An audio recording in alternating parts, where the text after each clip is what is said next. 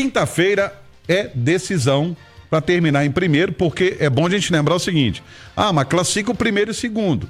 Só que o segundo vai atuar 2 partidas a mais do que o que classifica em primeiro. Se o problema é calendário, né, Romano? Então você elimina 2 jogos. Você já elimina 2 jogos. Então, por isso a importância desse primeiro lugar. É isso. Boa noite, Romano. Boa noite, Edu. E já tem um detalhe aí também, né? O time que vai pro playoff vai pegar o terceiro colocado da Libertadores. Pode ser Bahia. É o time mais forte. Sem dúvida. Hoje, por exemplo, o Botafogo é terceiro. O Flamengo. O Flamengo joga até em casa, pode ser o segundo, mas hoje seria. Então, pode vir um time de altitude aí. Então, assim, tem que evitar, né, Romano? Nesse momento, pra você ter ideia, Botafogo é o terceiro do grupo A. O Independente Del Valle é o terceiro do grupo B. Duro. A LDU é a terceira do grupo C. Também. O Tadieres é o terceiro do grupo D. Só time encardido. Time difícil. O Fortaleza tá brigando com o Atlético Bucaramanga ali pelo terceiro do grupo E. O Bahia é o terceiro do grupo F. O Sporting Cristal é o terceiro do grupo G. E aí, já o San Antônio Bulo aí isso é mais tranquilo. É mais tranquilo, né? Mas aí nesse grupo que você falou do Palmeiras aí, no grupo que tem hoje o Sporting Cristal, mas ele joga com o Palmeiras, e o Bolívar joga em casa na altitude com o Cerro. O Bolívar pode ser o terceiro. Exatamente. E aí teria La Paz. Então é tudo complicado, cara. Então, esse jogo de quinta vale muito, e o Cuca sabe disso. Vale muito. Eu vou mandar uma mensagem pro Bruno Sávio. Ele joga no Bolívar. Porque são jogos complicados, além do calendário que vocês citaram bem. Não é uma certeza, você depende de qual time pegar aí, é jogo duríssimo, e o Atlético vai enfrentar um Cienciano, Romano, que vem fazendo muitos gols, hein? Se é uma preocupação do Atlético, não só esse jogo que ele ganhou da UTC por 6-1 no sábado, mas, por exemplo, contra o Deportes Iquique eles fizeram 4-0 na última rodada. Já tinham feito 3-1 no Caracas. Tá certo que esses jogos todos foram em casa, né? Tem altitude lá, né? Em Cusco, mas é um time que vem fazendo gols e melhorou bastante, né? Desde aquele primeiro jogo que o Galo com esse ano foi o primeiro jogo do grupo. Sim. E agora é o último. Aquele primeiro jogo, o Cienciano estava muito ainda instável, estava sem treinador, depois chegou um treinador, o time melhorou. Mas o Galo sentiu a altitude lá, né? Sentiu, mas aquele jogo eu falei, em Belo Horizonte vai ser tranquilo, mas o time cresceu. Inclusive, tem um jogador que vem jogando agora que não jogava lá atrás, que é o Cueva. Tá jogando bem lá, Romano. Impressionante, o Cueva que passou pelo Santos, São Paulo, aqui no futebol brasileiro. Mas tá jogando bem. Eu lembro que a gente acompanhava as informações até do sorteio, né? Sim. E a torcida queria matar o Cueva lá, né? E agora tava tá bravo bem. com ele lá. E se esse ano tem feito muitos gols, o Atlético tem tomado menos, né, Cláudio? Sim. Os últimos 3 jogos, o Atlético não sofreu gols, sofreu poucos gols nos últimos 7 jogos. Você tem ali um gol sofrido pelo Caracas, não sofreu gol contra o Juventude. Então, nos últimos 7 jogos, 4 sem sofrer gols, né? Então, o sistema defensivo do Atlético vem melhorando, vem dando sinais de melhora, de sofrer menos. Mas mesmo assim, Teve algumas voltas aí, né? Quando voltou o Lian, voltou Alan Franco, você vê que a qualidade é diferente do elenco. E o Cuca falou isso, né, Edu? Ele deixou entender, eu nem sei se a declaração do Cuca pro elenco ali foi boa, porque ele expôs que há uma diferença, né? Ele mesmo falou isso publicamente. Ele falou o óbvio. Mas às vezes o óbvio cai mal pro elenco. Mas né? aí eu acho que é meio uma chutada de balde. Ele falou. Deve ter falado internamente, né? E aí falou, então vou mostrar. Porque eu perguntei pra ele se não tava na hora de rodar o elenco, porque o Corinthians rodou. Aí ele falou, vou rodar a quinta.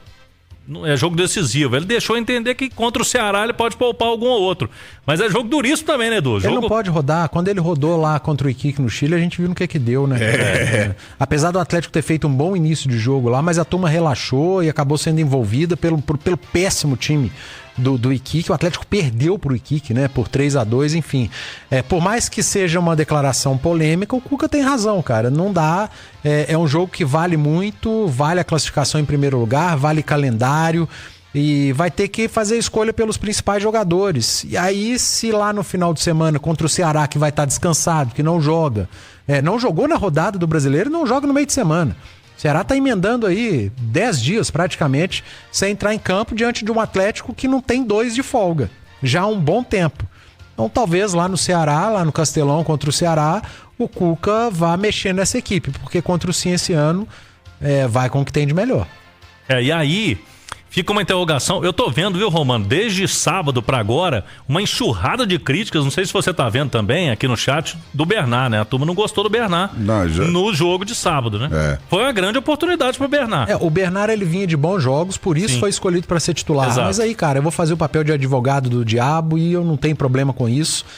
O torcedor tem todo o direito de reclamar, mas o jogo Atlético e Corinthians foi um jogo extremamente físico, cara.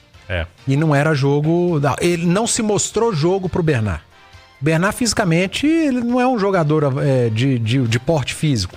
Então, ele perdeu a maioria das divididas. Acho que o passe pro grande lance do Atlético no jogo foi dele. Pro gol que o Rony perdeu. Se eu não estiver enganado, foi um passe do Bernard. Sim. Mas... o jogo não era pro um jogador como o Bernard, e tanto que o Cuca tirou. Mas os jogos anteriores ele entrou bem.